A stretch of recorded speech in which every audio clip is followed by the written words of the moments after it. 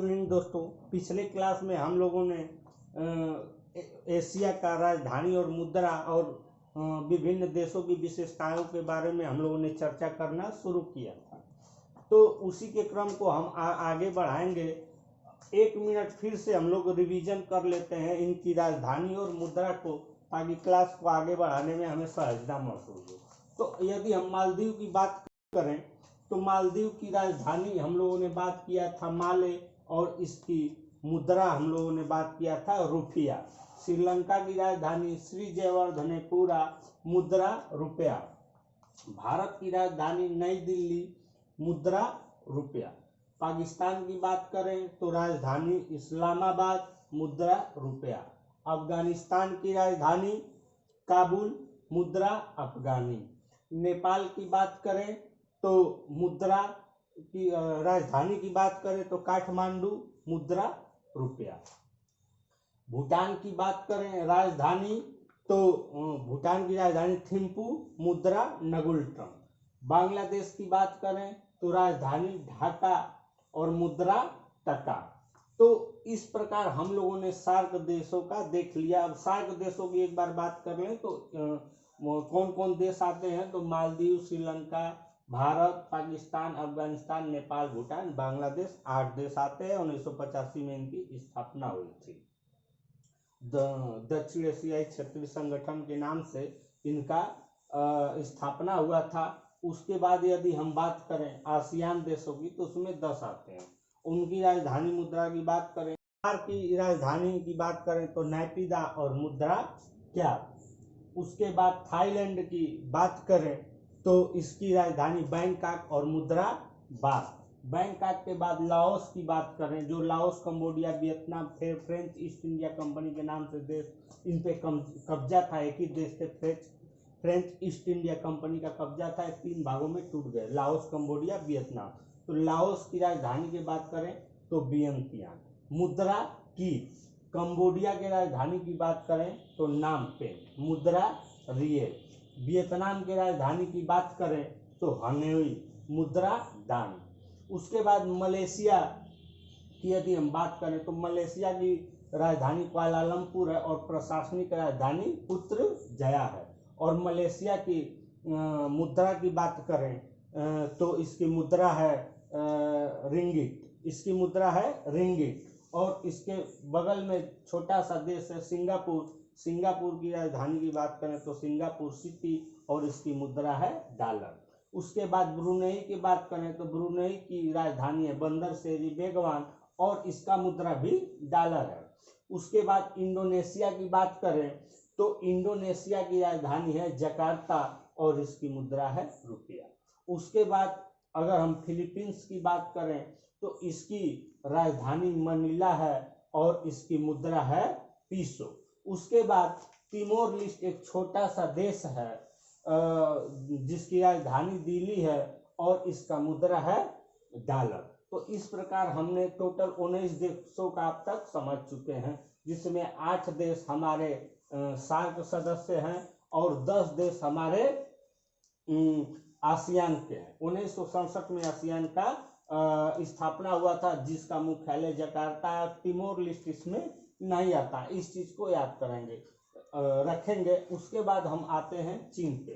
तो चीन की यदि बात करें तो चीन पहले एशिया का मरीज कहा जाता था, परंतु इसने अपने आप को बहुत तेजी से विकसित किया और अब एशिया के कह सकते हैं कि ताकतवर देश बन के उभरा है चीन। तो पहले यदि हम बात करें, चीन बहुत ही गरीब देश हुआ करता था, परंतु अपनी नीतियों पे इसने काम किया और आज एशिया की एक शक्ति के रूप में उभरा है। एशिया क्या हम कह सकते हैं कि दुनिया की एक शक्ति के रूप में उभरा है। तो चीन का सबसे प्रसिद्ध रेशम मार्ग है जो चीन को यूरोप से जोड़ता है। यदि हम बात करें कि रेशम मार्ग, तो रेशम मार्ग का इतिहास बहुत पुराना है, जिसमें भारतीय शासक कनिष्क ने कब्जा कर लिया था। अक्सर परीक्षाओं में पूछता है कि चीन के रेशम मार्ग में किस भारतीय शासक ने कब्जा कर लिया था, तो कनिष्क ने। और चीन का जो बीजिंग राजधानी है, चीन की राजधानी की बात करें तो बीजिंग और मुद्रा युआन है। तो चीन की राजधानी बीजिंग जो है पीली नदी के किनारे बसा। पीली नदी किसका उपनाम है? तो हांगहो नदी है, जिसको हम लोग पीली नदी के नाम से जानते हैं। तो इस चीज को हम याद रखेंगे कि हांगहो जो है उसे चीन का शोक भी कहा जाता था, परंतु वर्तमान में वो सूख रही है। और इसके सूखने के वजह से चीन जो है ब्रह्मपुत्र नदी को दक्षिण की तरफ उत्तर की तरफ मोड़ना चाहता है अपने तरफ, ताकि बीजिंग का जो पानी का संकट है हांगहो या पीली नदी के सूखने से, उस संकट से बचा जा सके। तो ब्रह्मपुत्र का पानी वो मोड़ना चाहता है, जिससे भारत से उसका विवाद है। तो इस प्रकार चीन भारत को परेशान भी करता रहता है, बाढ़ की सही जानकारी नहीं देता और अचानक पानी छोड़ देता है, जिससे पूरा आसाम में बाढ़ आ जाता है। तो वो चाहता है कि भारत मजबूर हो गया हमें ये करने के लिए, कह दे कि आप पानी का इसका यूज करिए, परंतु कह सकते हैं कि इसको लेकर विवाद है। और चीन की यदि हम उत्पादन की बात करें तो चीन फल के उत्पादन में, सब्जी के उत्पादन में, जैसे खेती के मामले में इसने खुद को बहुत ही ज़्यादा खुद को डेवलप किया है। चावल के मामले में ये दुनिया का प्रथम देश है। यदि हम आबादी की बात करें तो आबादी के मामले में ये दुनिया का प्रथम देश है, और क्षेत्रफल के मामले में तीसरा है। सबसे ज़्यादा दुनिया में किस देश की आबादी है? तो चीन की है। और इसका क्षेत्रफल की बात करें तो क्षेत्रफल के हिसाब से ये तीसरे स्थान पे आता है। और चीन का विवाद भारत से क्या, चीन के सभी पड़ोसी देशों से इसका विवाद है, हड़पने की नीति पे कार्य करता है। भारत से भी इसका विवाद है। इधर जम्मू कश्मीर की बात करें, चाहे इधर अरुणाचल प्रदेश की बात करें, 1959 ईस्वी में जब इसने तिब्बत पे पूरी तरह से कब्जा कर लिया, तो उसके बाद ये कहता है कि अरुणाचल प्रदेश दक्षिणी तिब्बत का भाग है, तो अरुणाचल प्रदेश को ही अपना भाग मानता है। इसी प्रकार चीन के हांगकांग है, मकाऊ है। हांगकांग अंग्रेज दे के चले गए और मकाऊ पुर्तगाली देकर चले गए। मकाऊ जो कि दुनिया में सबसे बड़ा जुए का अड्डा है, वो चीन में है। पहले मकाऊ पुर्तगालियों के अधीन था, जिस प्रकार हमारा गोवा था पुर्तगालियों के अधीन, उसी प्रकार मकाऊ भी, और जिस प्रकार गोवा छोड़ के चले गए पुर्तगाली, उसी प्रकार मकाऊ चीन को सौंप के चले गए, और हांगकांग अंग्रेज चीन को सौंप के चले गए। तो यहाँ पे हम देख सकते हैं कि चीन का जो है विवाद बहुत रहता है, और जो कि एक छोटा सा देश है। ताइवान से इसका झगड़ा चलता रहता है। पहले ताइवान और जो है चीन का ही भाग था, बाद में ये गृह युद्ध के दौरान अलग हो गए।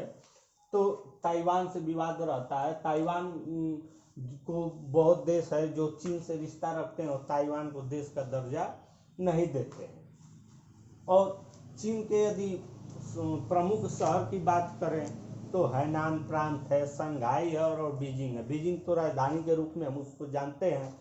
संघाई को एशिया का मैनचेस्टर कहा जाता है। मैनचेस्टर का मतलब जहाँ ज़्यादा कपड़ा होता है, उत्पादन होता है कपड़े का, उसको मैनचेस्टर बोलते हैं। तो मैनचेस्टर यूके में एक जगह है, वहाँ कपड़े का उत्पादन बहुत पहले से होता है। तो जहाँ दुनिया में अलग अलग हिस्सों में कपड़े का उत्पादन होता है, उसको मैनचेस्टर बोल दिया जाता है। उसी प्रकार चीन का संघाई शहर को एशिया का मैनचेस्टर बोला जाता है। और संघाई में ही न्यू डेवलपमेंट बैंक है। तो इस प्रकार हमने चीन के बारे में समझा कि चीन को अगर विवाद की बात करेंगे तो भारत से है, इधर तो सभी देशों से, जो इसके पड़ोसी देश है किसी से इसका बनता नहीं है। और कह सकते हैं कि टकला मकान मरुस्थल चीन में ही है। और मंगोलिया में जो है कोबी मरुस्थल फैला हुआ है, चीन में भी थोड़ा सा उसका भाग आता है। और पूर्ण रूप से यदि हम बात करेंगे कौन सा मरुस्थल चीन में है तो टकला मकान। ताइवान की बात करें तो ताइवान की राजधानी ताइपे है और इसका मुद्रा डॉलर है। चीन कहता है कि जिस देश को हमसे संबंध रखना है उसको ताइवान से नहीं रखना पड़ेगा।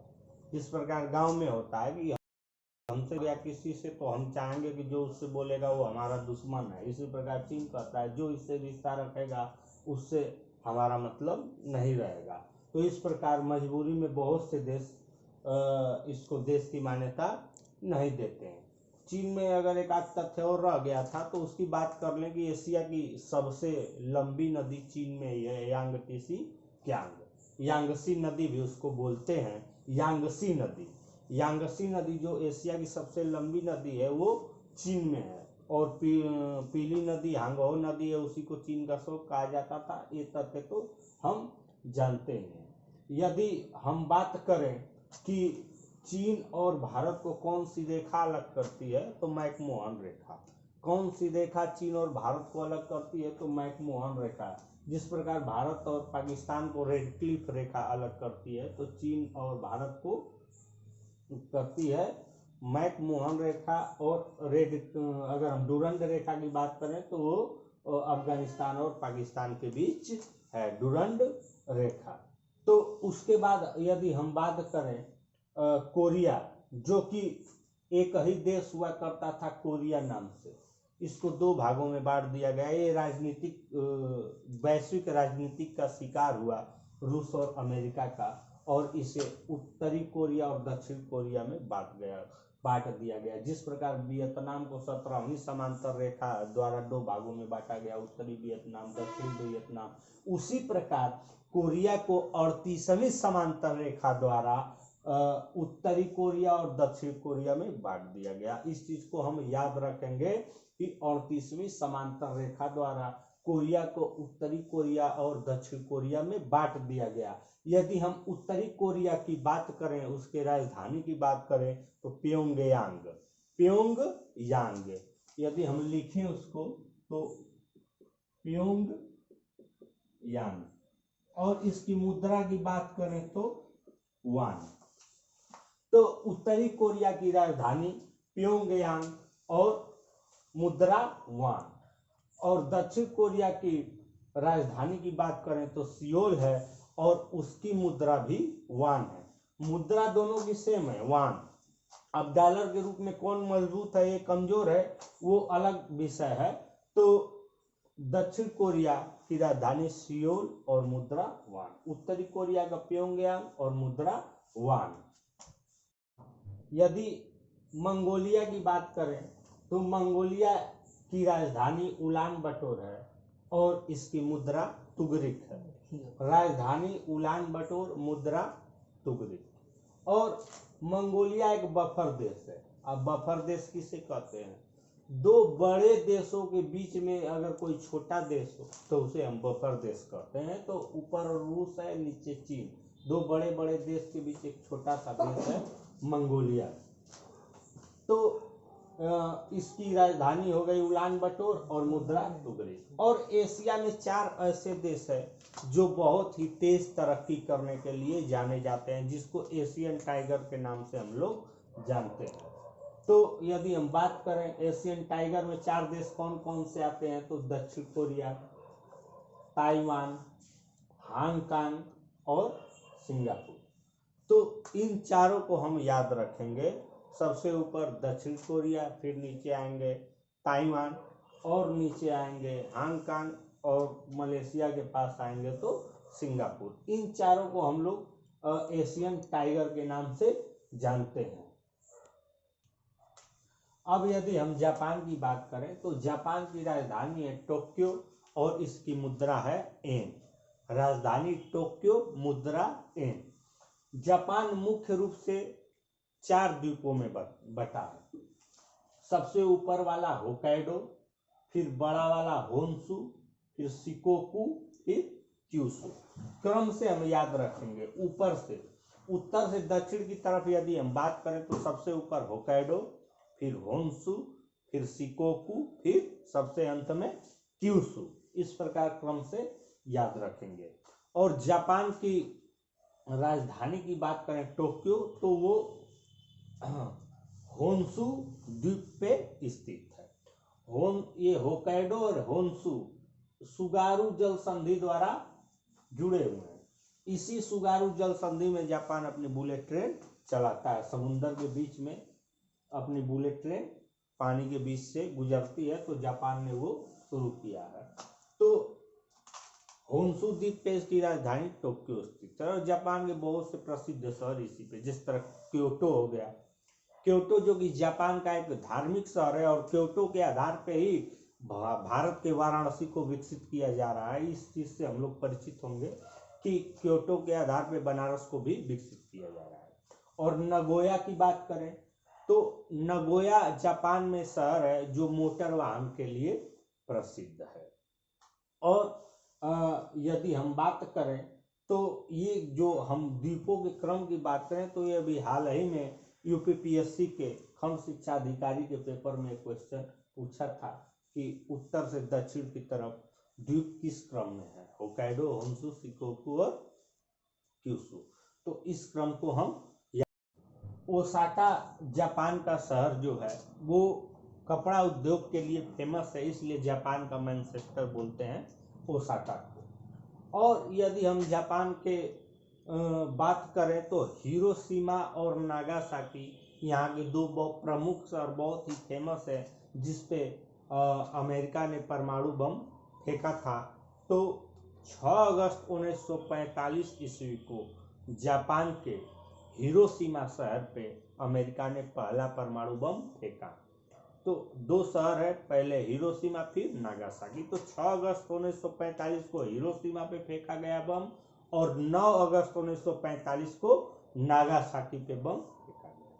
अब बात ये करते हैं कौन बम जो था किससे बना था। तो 6 अगस्त 1945 जो हिरोशिमा पे फेंका गया उसका नाम था लिटिल बॉय और वो यूरेनियम से बना था। वो वाला बम यूरेनियम से बना था। हिरोशिमा पे कौन सा बम फेंका गया 6 अगस्त 1945 को? लिटिल बॉय जो यूरेनियम से बना था।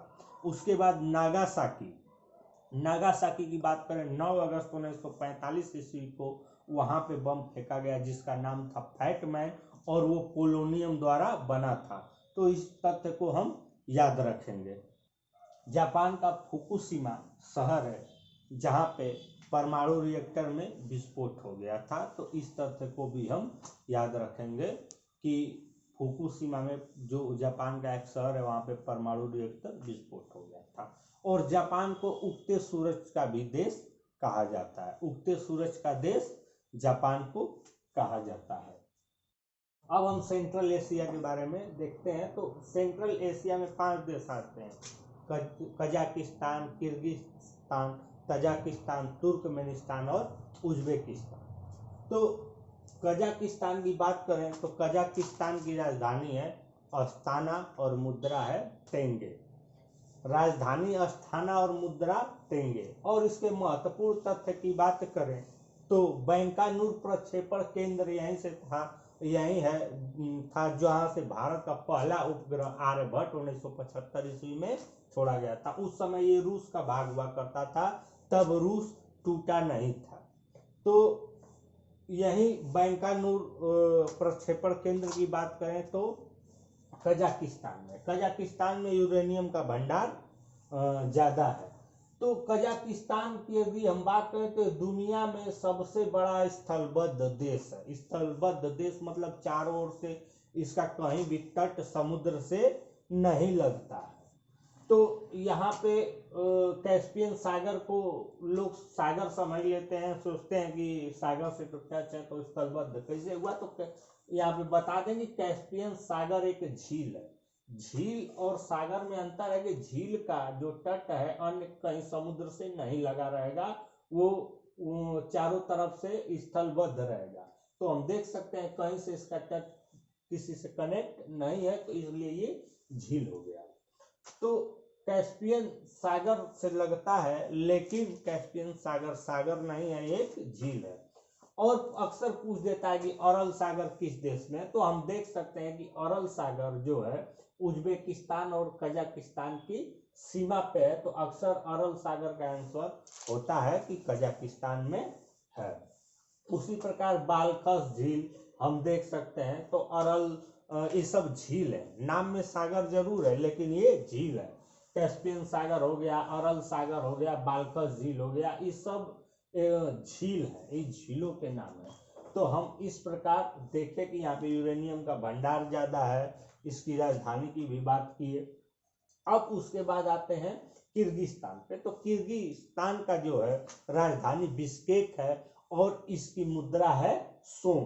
किर्गिस्तान की राजधानी बिश्केक है और मुद्रा है सोम। और कोई इससे इम्पोर्टेंट फैक्ट नहीं है, तो राजधानी मुद्रा को याद करते हुए आगे बढ़ जाते हैं। फिर है तजाकिस्तान। तजाकिस्तान की राजधानी है दुशानबे और इसकी मुद्रा है सोमनी। राजधानी तजाकिस्तान की दुशानबे, तजाकिस्तान की राजधानी दुशानबे और मुद्रा सोमनी। तजाकिस्तान में भारतीय सेना ने अपना हवाई अड्डा लिया हुआ है पाकिस्तान और चीन को वन बेल्ट को काउंटर करने के लिए यहाँ पे। तो तजाकिस्तान के बाद हम तुर्कमेनिस्तान की बात करें तो तुर्कमेनिस्तान की राजधानी है अशगाबाद और इसकी मुद्रा है मनात मनात। और उसके बाद उज्बेकिस्तान की बात करें तो उज्बेकिस्तान की राजधानी है ताशकंद और इसकी मुद्रा है सोम। तो इस प्रकार हमने सेंट्रल एशिया के देशों के बारे में पढ़ा। तो यदि इम्पोर्टेंट फैक्ट की बात करें तुर्कमेनिस्तान में, तो तुर्कमेनिस्तान से एक गैस की पाइपलाइन भारत लाई गई है तापी परियोजना के तहत। तो तापी से हो गया, टी से तुर्कमेनिस्तान, ए से अफगानिस्तान, पी से पाकिस्तान और आई से इंडिया। तो तापी परियोजना किस देशों के बीच है यहाँ पे हमने देखा। और उस उज्बेकिस्तान की जो राजधानी ताशकंद है, ये ऐतिहासिक दृष्टि से बहुत ही महत्वपूर्ण है, क्योंकि यहीं पे ताशकंद समझौता में गए थे लाल बहादुर शास्त्री और उनकी मौत हो गई थी। तो ये पूछता है कि ताशकंद किस देश की राजधानी है, तो उज्बेकिस्तान। वहाँ पे किसकी मौत हुई थी, तो भारत के उस समय के प्रधानमंत्री लाल शास्त्री की मौत ताशकंद में हुई थी। तो हम एक बार फिर से इनकी राजधानी मुद्रा की बात कर लें तो कजाकिस्तान का अस्ताना मुद्रा तेंगे, किर्गिस्तान की राजधानी बिश्केक मुद्रा सोम, तजाकिस्तान की राजधानी दुशानबे मुद्रा सोमनी, तुर्कमेनिस्तान की राजधानी अशगाबाद मुद्रा मनात और उज्बेकिस्तान की राजधानी ताशकंद और मुद्रा सोम। तो इस प्रकार हम सेंट्रल एशिया को आज कवर किए। सार्क आसियान का रिवीजन करते हुए अब बाकी के अगले क्लास में देखेंगे।